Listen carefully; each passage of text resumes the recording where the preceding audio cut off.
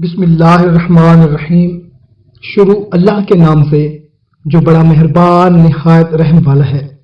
السلام علیکم میرے محترم بھائیوں اور بہنوں، امید ہے آپ سب لوگ خیریت سے ہوں گے۔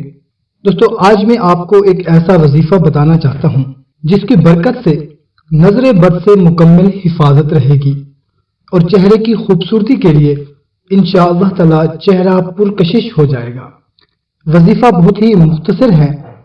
فجر کی نماز کے بعد یہ وظیفہ کرنا ہے، اور دیکھیں نماز کے پڑھنے کے بعد جو وظیفہ کیا جاتا ہے وہ کسی بھی قسم کا وظیفہ ہوتا ہے، اس کی طاقت بڑھ جاتی ہے۔ اس لیے جب بندہ نماز پڑھتا ہے اللہ کے بالکل قریب ہوتا ہے۔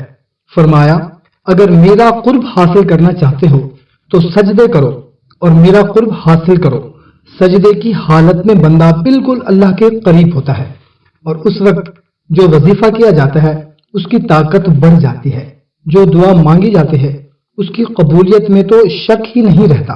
اس لیے کچھ وظائف ایسے ہیں جو نماز کے بعد کیے جائیں، اور کوشش کریں کہ 5 وقت کی نماز پابندی کے ساتھ ادا کی جائے۔ دوستو، سب سے بڑا تو یہی وظیفہ ہے، 5 وقت کی نماز ادا کرنا۔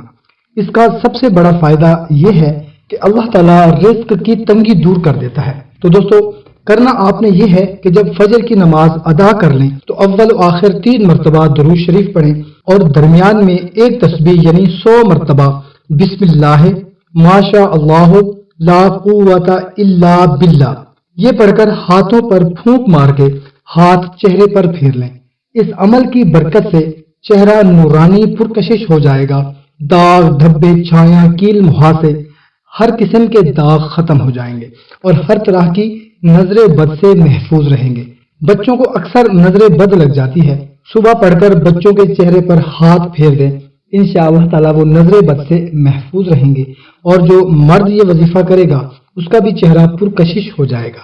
کوشش کریں اس کو زیادہ سے زیادہ شیئر کریں اپنے دوستوں کے ساتھ، رشتہ داروں کے ساتھ، اور خاص کر ان لوگوں کے ساتھ جن کے چہرے خراب ہیں، جن کے چہرے پر چھایاں، داغ، دھبے، کیل، مہاسے ہیں، ان کے ساتھ لازمی شیئر کریں تاکہ آپ کے ساتھ ساتھ ان کو بھی فائدہ ہو سکے۔ تو ہمیں اجازت، ملتے ہیں ایک نئی ویڈیو میں۔ اپنا خیال رکھیے گا۔ اللہ حافظ۔